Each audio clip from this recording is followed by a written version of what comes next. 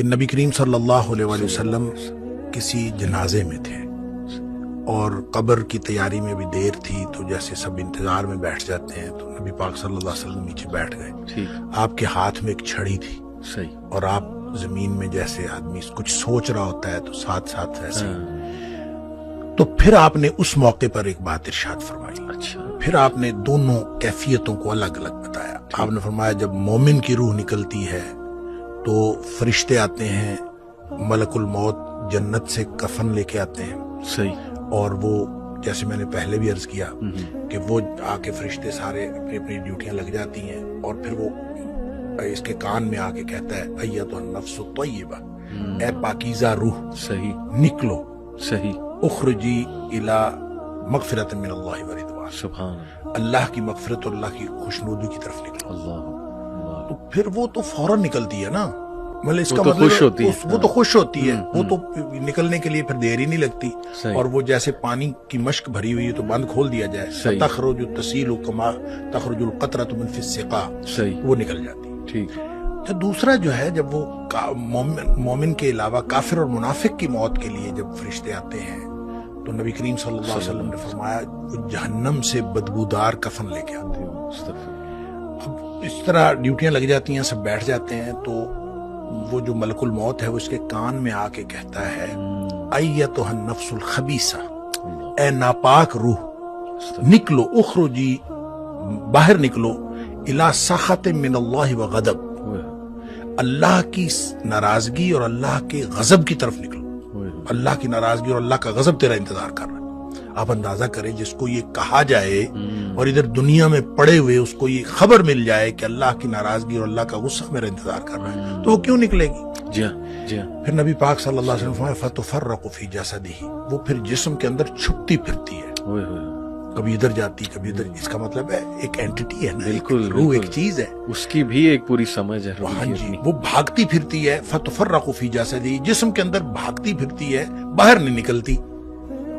تو پھر فرشتے جو ہیں وہ فینزعہ، وہ پھر اس کو کھینچ کر نکالتے ہیں. اللہ اکبر. اور پھر اس کی جو نبی پاک صلی اللہ علیہ وسلم نے مثال بیان فرمائی، کما ینزع الصفود من الصوف المبلول، جس طرح سے گیلی اون ہو اور اس کے اندر گرم سلائی لوہے کی رکھ دی جائے اور پھر اس کو کھینچا جائے ایک طرف، ظاہر روئی وہ اون جو چمٹ جائے گی تو اس کو ایک طرف سے کھینچیں گے تو وہ تو تار تار ہو جائے گی. فرمایا اس طرح فرشتے جو ہے اس کی جان نکالتے ہیں. قرآن کہتا ہے وَالنَّازِعَاتِ غَرْقًا، ڈوب کر کھینچ لینے والے فرشتوں کی قسم، سبحان اللہ. وَالنَّاشِطَاتِ نَشْطًا، اور بند کھول دینے والے فرشتوں کی قسم.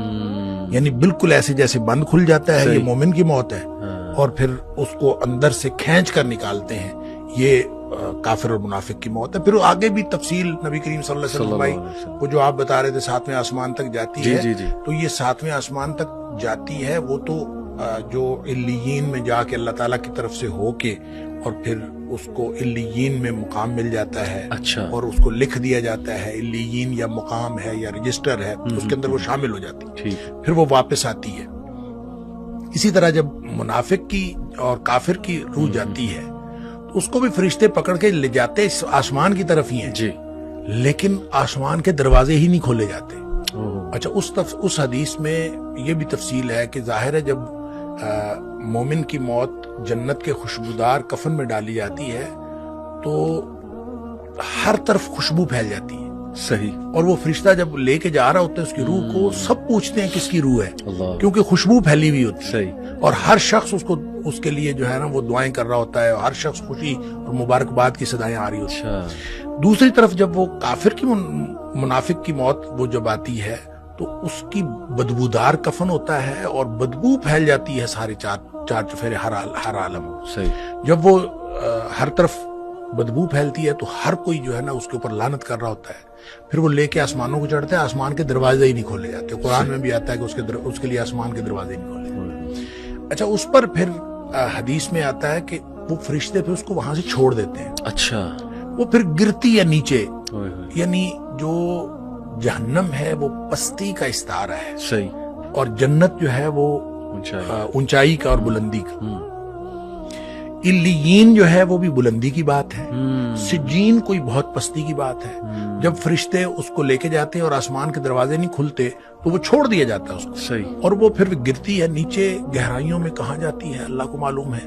और लेकिन उसको कुरान ने भी कहा सिज्जीन, सही। और नबी करीम सल्लल्लाहु अलैहि वसल्लम वो सिज्जीन में चली जाती है, यानी सिज्जीन में उसका इंदराज हो जाता है कि ये सिज्जीन में। ठीक है। उसके बाद उसको कुछ देर के लिए वापस लाया जाता है, सही। और फिर वो कब्र के अंदर तदफीन जब होती है तो फिर उसके बाद वो जो सवालात हैं जो कब्र वाले हैं, फिर उसके बाद कब्र के अंदर मोमिन की जो के लिए तो हर तरफ खुल जाती है जी। कब्र, ताहद्दे निगाह खोल दी जाती है। सही। और जैसे नबी करीम सल्लल्लाहु अलैहि वसल्लम कि कब्र जो है या तो ये जन्नत के बागीचों में से एक बागीचा है, और हुफरत मिन हुफरिन नार, या फिर जहन्नम के गढ़ों में से एक गड़ा है। तो वो फिर जिसके लिए मोमिन के लिए वो जन्नत का बागीचा बन जाता है और उसके लिए, और फिर वो उस वक्त तक सोया रहता है जिस वक्त तक आखिरत कायम नहीं हो जाती। बिल्कुल ठीक। जी दोस्तों, जैसे कि आप लोगों ने आज की वीडियो देखी है, तो दोस्तों ये बहुत इमोशनल वीडियो थी मौत के बारे में, कि हज़रत मोहम्मद सल्लल्लाहु अलैहि वसल्लम एक दफ़ा जनाजे में थे, तो लोग कब्र की तैयारी कर रहे थे, कुछ लोग ऐसे बैठे थे, तो हज़रत मोहम्मद सल्लल्लाहु अलैहि वसल्लम के हाथ में एक चिड़ी थी जिस पे वो ज़मीन पर मार रहे थे, और लोगों को उसने दो कैफियत बयान की है दोस्तों।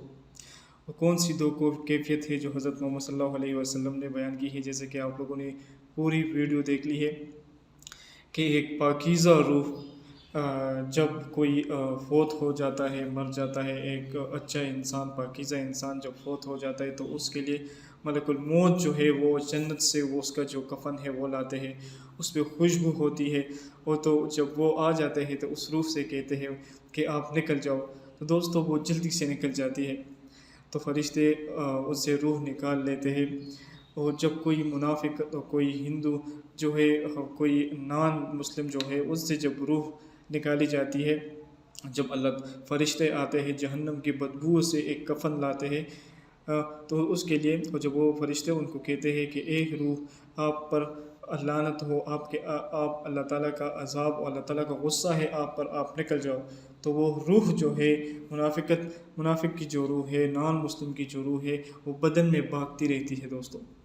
जैसे कि आप लोगों ने वीडियो में बयान सुना है, वो डर के मारे बदन में भागती रहती है, तो फरिश्ते उसको जो है वो ज़ोर पे निकालते हैं। जैसे कि कहा है कि रूह की जो काटन जो रूह की हो, उसमें जो लोहे की एक तार रखी जाए बिल्कुल आग की तरह, और उस रूह तार को जो हो उस रूह से निकाली जाए, तो वो रूह जो होती है वो पत्ता पत्ता हो जाता है, बिल्कुल ख़त्म हो जाता है। तो इस तरह उस इंसान से जो है वो रूह निकल जाती है, इतनी तकलीफ़ के साथ वो रूह निकल जाती है दोस्तों।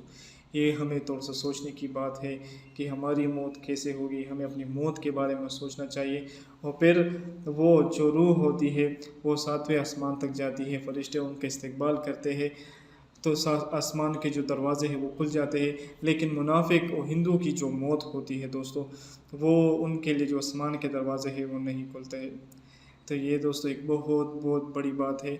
हमें चाहिए कि हमें इस बात पे सोचनी चाहिए कि हमारी मौत कैसे होगी, हमें इस दुनिया में वक़्त कैसे गुजारा है, हमने क्या क्या गुनाह किए हैं, हमसे रूह किस तरीके से निकलेगी, क्या जहन्नम की बदबूदार जो कफ़न है वो हमारे लिए आएगा, या जन्नत के खुशबूदार कफ़न है वो हमारे लिए आएगा। हमें अपने ईमान के बारे में सोचना चाहिए कि हम किस रास्ते पर जा रहे हैं, हमारे मुंह से क्या गुनाह हो रहे हैं, हमारे आंखों से क्या गुनाह हो रहे हैं, हमारे हाथों से क्या गुनाह रहे हैं, हमारे जितने भी जिस्म के अज़्ज़ा हैं उनसे क्या क्या गुनाह हो रहे हैं। दोस्तों हमें अपने ईमान के बारे में सोचना चाहिए कि हम किस रास्ते पर जा रहे हैं। दोस्तों अल्लाह ताला हमें जो मौत है वो भी हमारी प्यारी मौत हो, हम अल्लाह ताला से यही दुआ करेंगे। दोस्तों हर टाइम अपने ईमान के बारे में, अपने मौत के बारे में सोचना चाहिए कि अल्लाह हमें ऐसी मौत से बचा जिसको जहन्नम की बदबूदार रूह पहनाई जाएगी, हमें उस मौत से बचा, हमें वो वाला मौत दे जो कि जन्नत से खुशबूदार कफन लाया जाएगा।